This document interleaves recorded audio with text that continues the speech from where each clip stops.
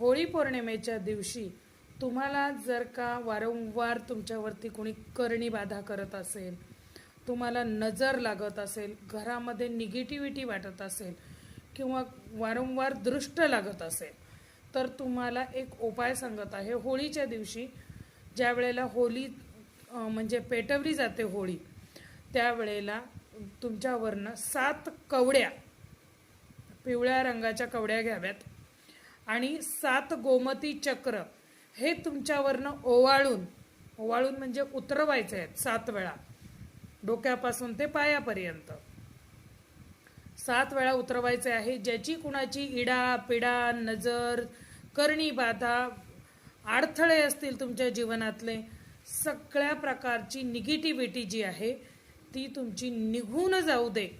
तिची होळीमध्ये ही निगेटिव्हिटी कायमस्वरूपीसाठी स्वाहा होऊ दे असे म्हणायचे आणि आपल्यावरनं ते उतरवून टाकायचे आहे.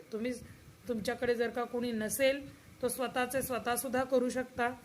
घरात वडीलधारी मंडळी असतील तर त्यांच्याकडनं उतरवून घ्या आणि होळीमध्ये जाऊन ते टाकून द्या. मात्र होळीचे दर्शन अवश्य घ्यायचे आहे.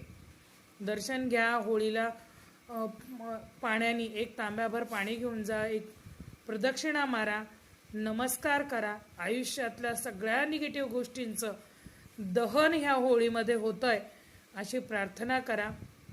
होलिका मातेला प्रसाद दाखवा, तिचा नमस्कार करा तिथे आणि मग या घरी. अशा पद्धतीने केल्याने निश्चितच तुमच्या मागची निगेटिव्हिटी ही निघून जाईल. जय भवानी, जय जगदंबा.